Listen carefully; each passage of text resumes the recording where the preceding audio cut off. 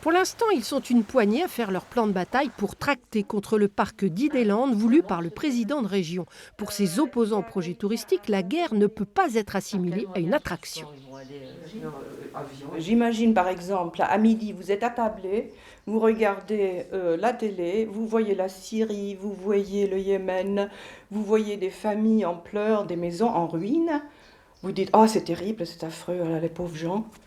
Et puis à 3 heures, vous allez au parc des Landes et vous allez jouer à la guéguerre. Vous ne faites même pas le rapprochement. Je trouve que c'est révoltant. Le président de région souhaiterait un parc d'attractions un peu à la façon du Puy du Fou. Pourquoi faire, répondent ses opposants.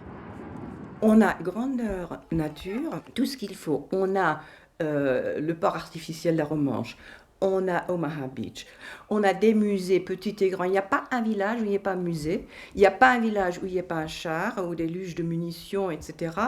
Il y a donc tout partout et on a les explications sur place. Face aux arguments économiques de développement touristique, le comité répond que 5 millions de visiteurs annuels, c'est suffisant.